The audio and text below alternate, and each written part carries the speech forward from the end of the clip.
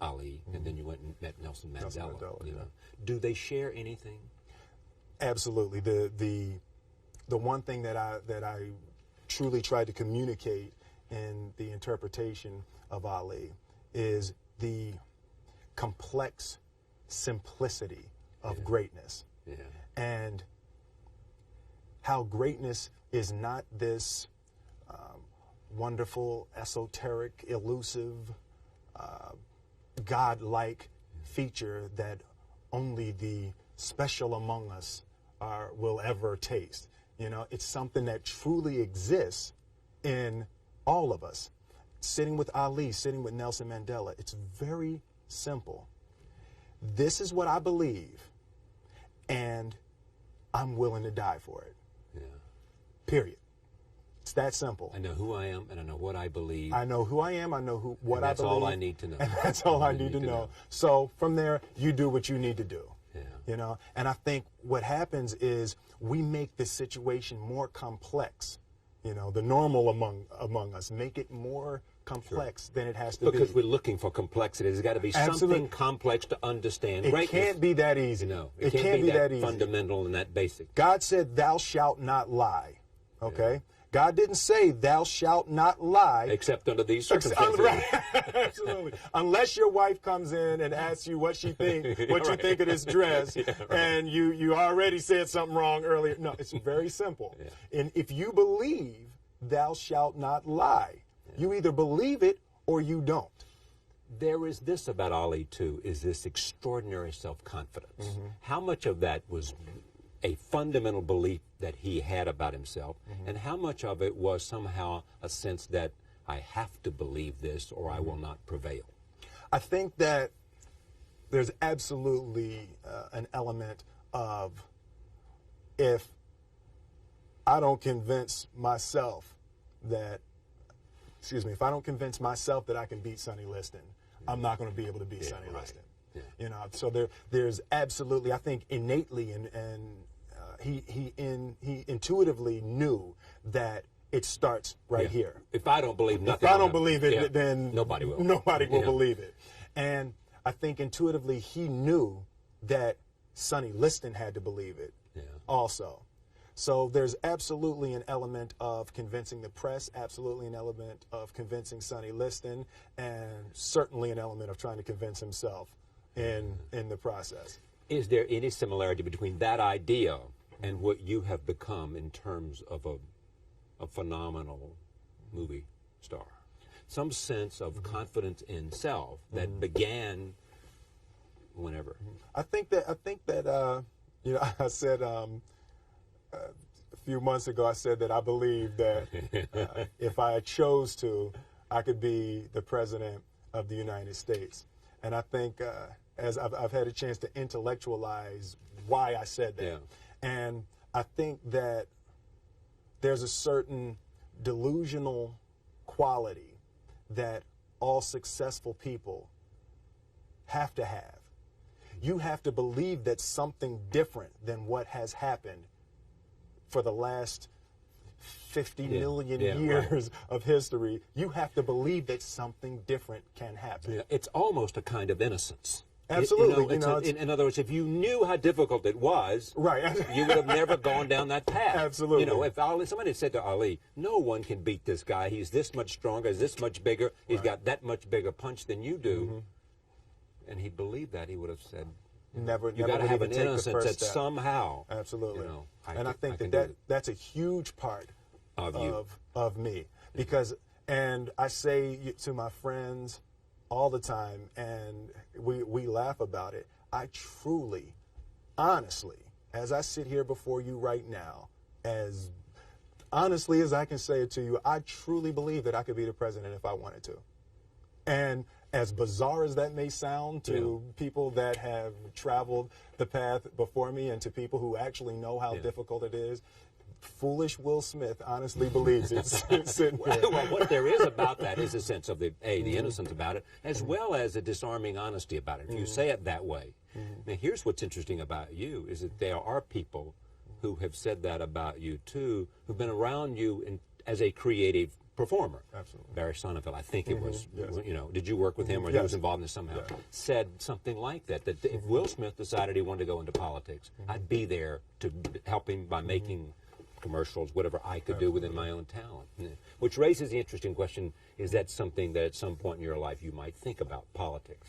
Well, you know, I absolutely feel that there are certain gifts and certain talents that God has blessed me with that it would be spiritually criminal to only use to make money.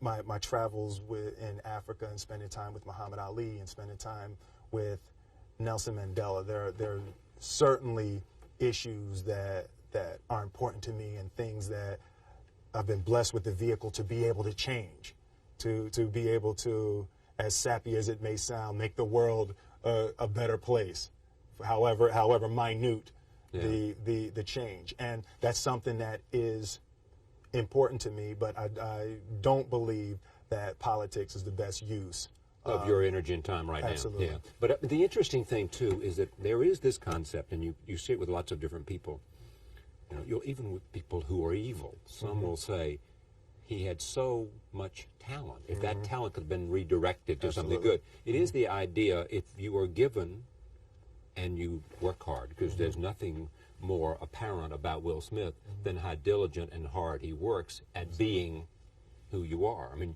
you appreciate the notion, it looks like to me from what I know about you, of understanding that you have to be prepared in order to maximize the possibilities of gifts, right? Absolutely. And I believe, and I learned very young. From parents? From my parents, absolutely.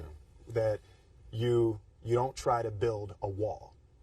You don't set out to build a wall. You don't say, I'm going to build the biggest, baddest, greatest wall that's ever been built. You don't start there. You say, I'm going to lay this brick as perfectly as a brick can be laid. There will not be one brick on the face of the earth that's going to be laid better than this brick that I'm going to lay in this next 10 minutes. And you do that every single day. And soon you have a wall. And soon you have a wall. And I think psychologically, the advantage that gives me over a lot of people that I have been in competition with in different situations is it's difficult to take the first step when you look how big the task is. The task is never huge to me. It's always one brick. Me too. I mean, it's amazing how people are paralyzed from doing anything because they can't take the first step. Whereas you just say, look, all I'm doing is laying this one brick. I am not building the Great Wall of China here. Absolutely. I'm putting a brick here, and I'm going to have the best brick I can. Your father, I think I read, had you and your brother work on a wall of some kind? Yeah. We're talking about our figurative wall. That comes from work on a literal wall. Yeah, right. My father owned. It actually was an old bakery when I was growing up. My father was an electrician and a refrigeration man. We would install supermarkets. You see the long freezer cases in supermarkets. We would install those long freezer cases and all the lights. That's what we would do every summer. So this one year, my father had his shop, and he decided for whatever reason that he wanted a new wall on the front of his shop. So he tore down probably about 16 feet high and probably about 30 feet long. He just completely tore the wall down, and my brother and I had to dig a 6-foot hole. For the foundation. For the foundation. And we would mix in the concrete by hand. A year and a half. We were building this wall for a year and a half. Every day after school, we would come in, mixing concrete, putting it in the hole, doing it. And it was just myself and my little brother. And I remember standing back, looking at that wall, saying, there's going to be a hole here forever. There will never be anything but a hole here. That's right. And a year and a half I don't later, have that many days. I know. A year and a half later, we laid the final brick. And my father stood back with my brother and I know he planned this. He says he didn't, but I know he had been planning this and writing this for his for the past 2 years. But we stood back, we looked at the wall, and he looked at me and my brother and said, "Now, don't y'all never tell me that you can't do something." And walked into the shop. That's great. I was like, now, here's what's interesting. You said what? You said, I said, that man's crazy. Something wrong with him, man. We need to get out of here. Exactly. What is he doing to my head? Man, did he start drinking? Is he drinking? Well, what's great about that story and what's great about your dad is that you seem to have come from a happy family. Absolutely. Yeah. Well, fairly. Reasonably. Reasonably. Yeah. He's a little crazy. This thing about walls. Yeah, he's a little, Yeah. no, it was, But generally, there was no generally, great, yeah. you didn't have the kind of conflict that Ali had. oh, definitely not You know, like Ali. that kind of, and yet you have the amazing amount of drive. I mean, there's a sense of mission with you, sense of commitment, sense of prepared to do what it requires, right? Absolutely. I mean, so you didn't come from a struggling artist background to become well, you know what? an accomplished professional. I think both of my parents and my grandparents were achievers. You know, my mother worked for the school board of Philadelphia, so growing up, we couldn't say y'all.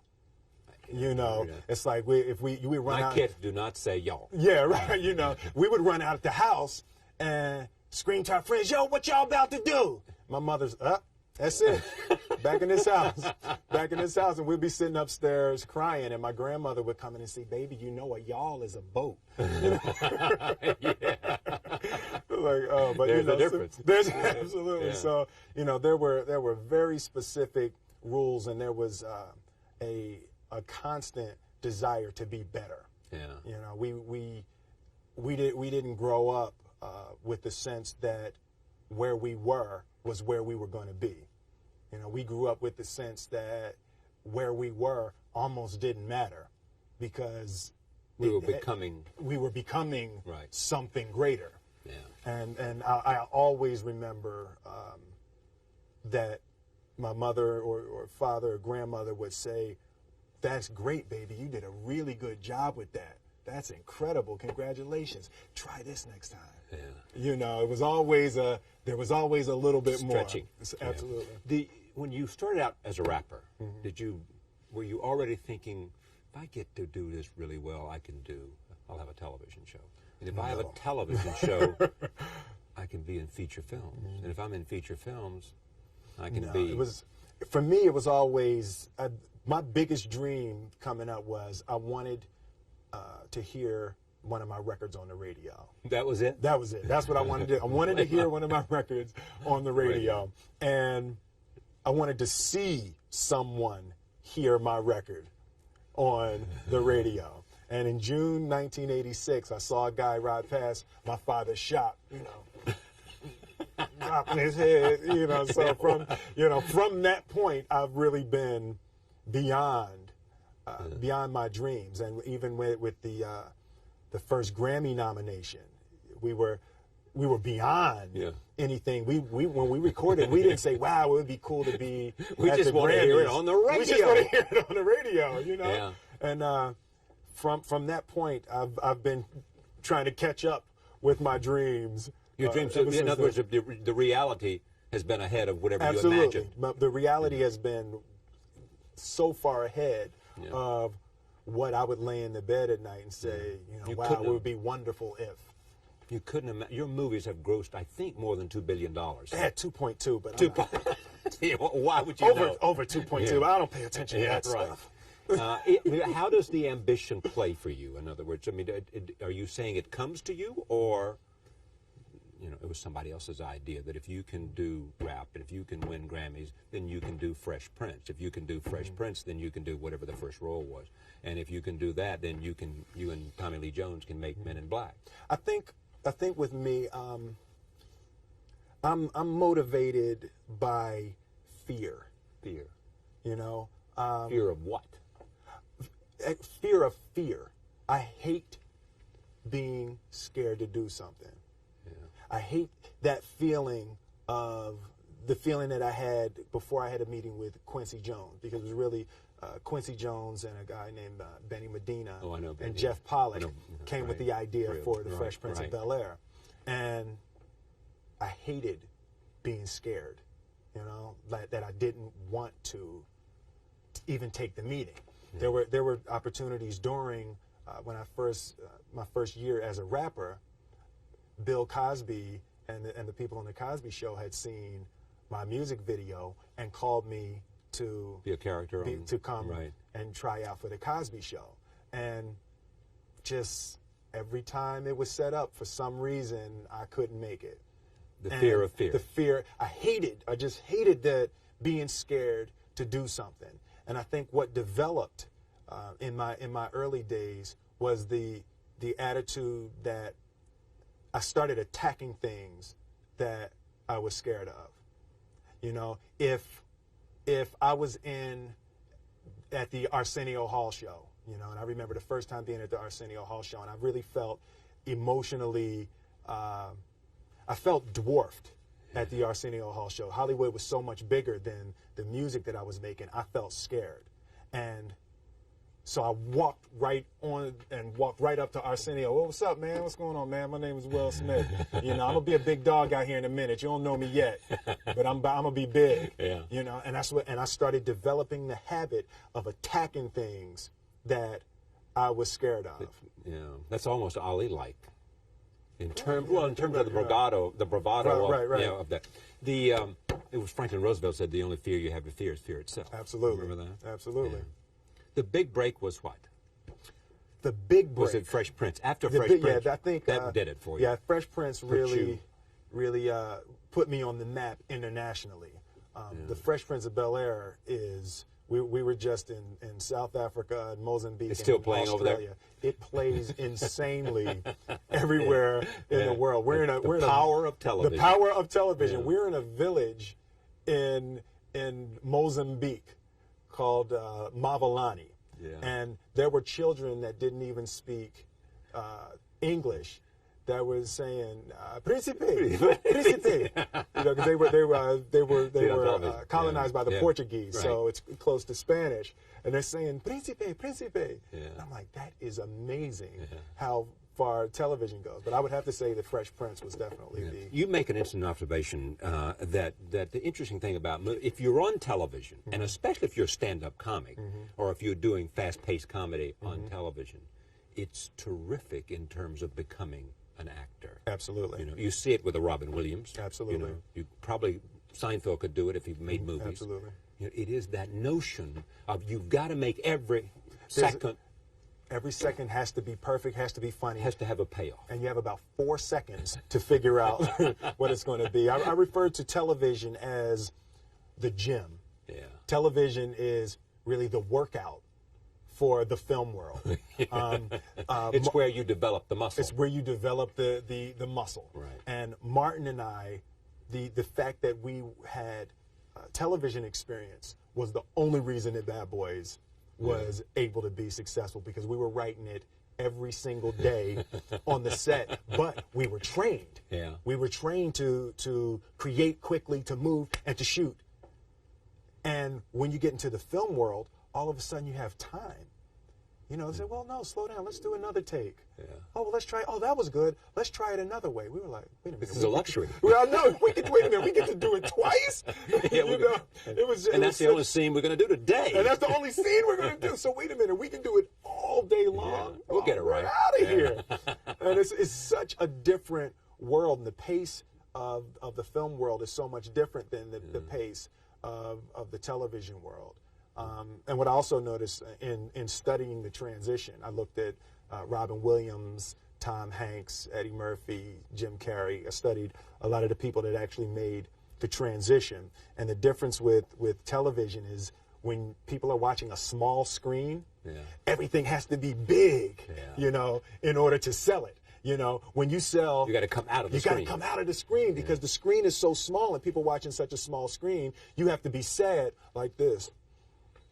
You know what I mean? Because you got to sell that you're sad. Whereas, sell sad. You know, whereas in the film world, the screen is so huge and the camera gets so much into your face that everything can be much more subtle. People will see every little twinge of your eye or every little purse of your lip, and everything is so, the camera is so much closer and the screen is so much bigger. Smaller moves translate funnier or more emotional.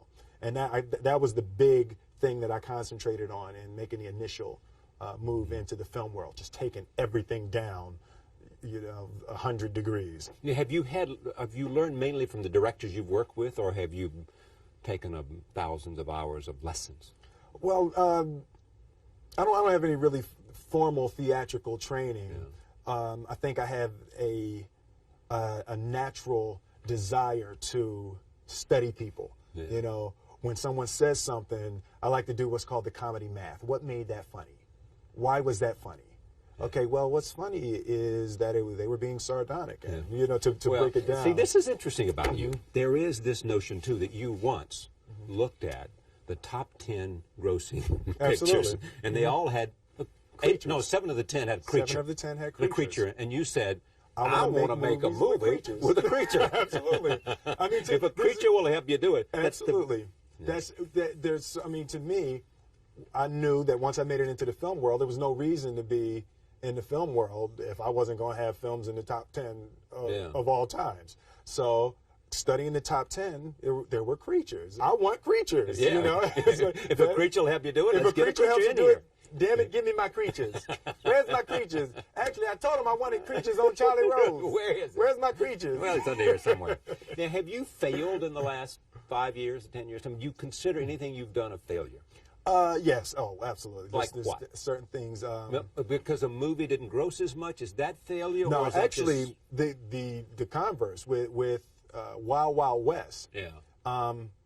It felt like a failure because the film wasn't great. Right.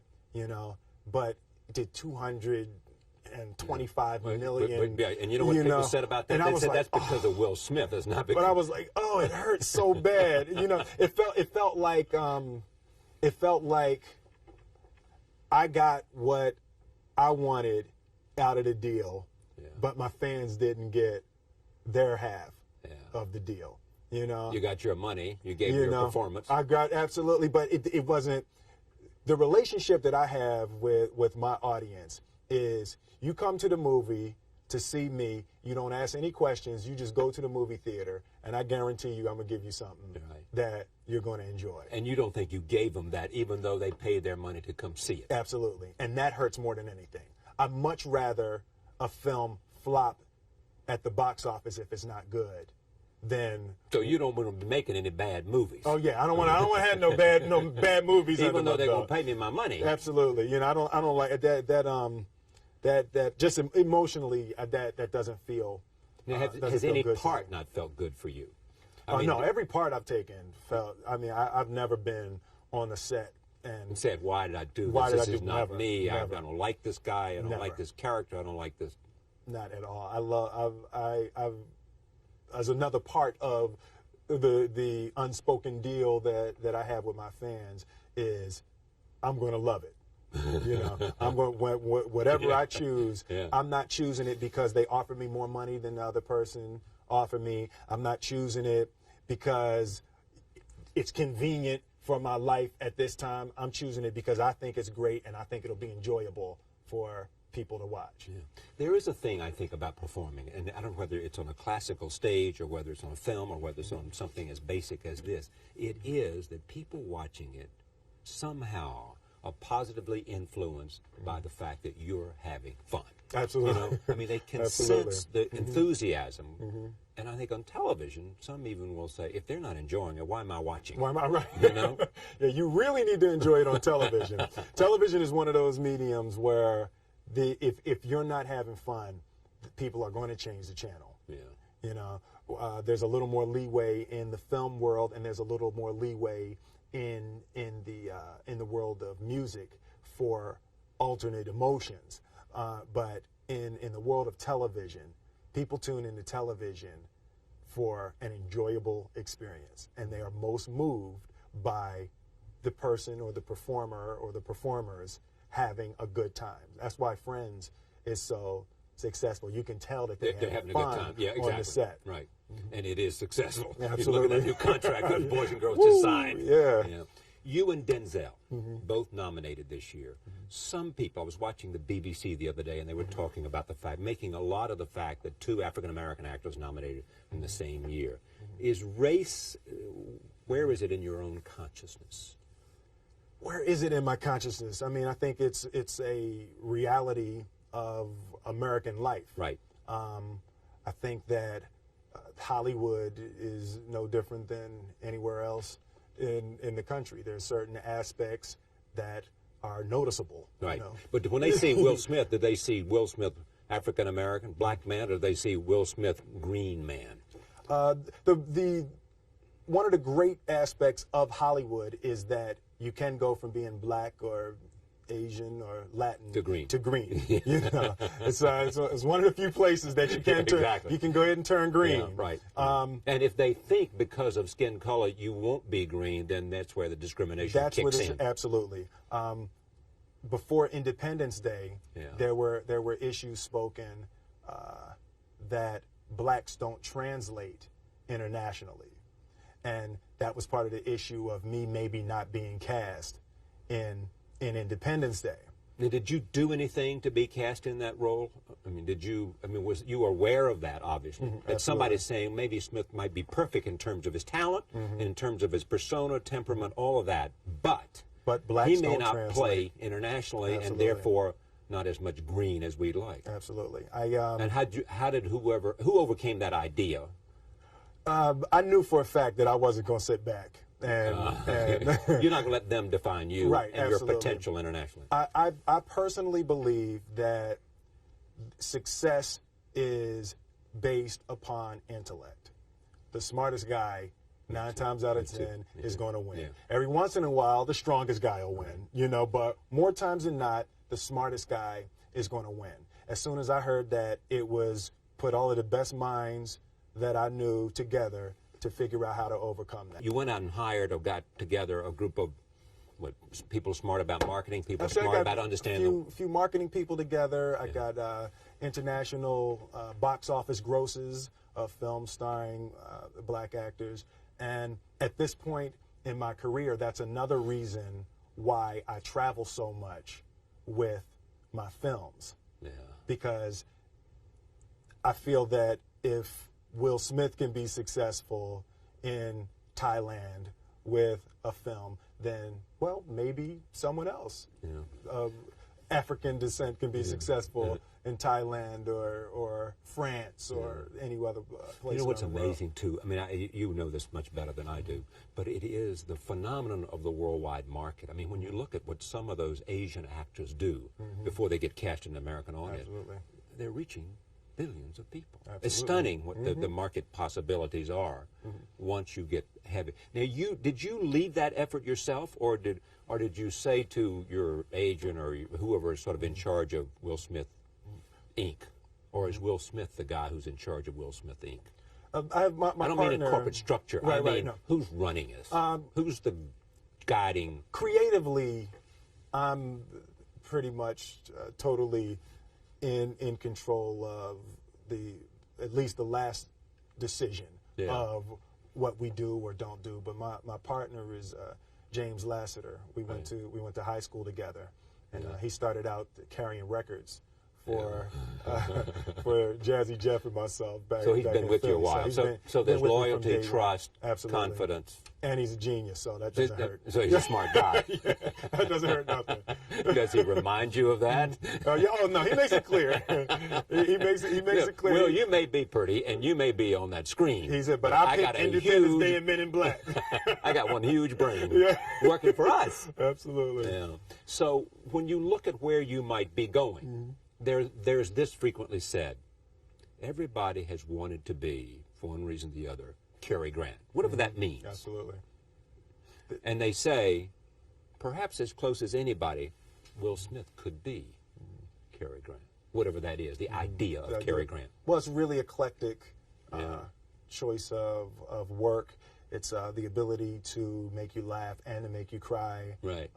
Comedy and drama. Comedy and drama, and startle you with some action. Yeah. At the same time, being elegant and all those absolutely. things. Absolutely. Yeah. And I've done a little Cary Grant study also. Have you? Oh yeah. Now, what have you studied?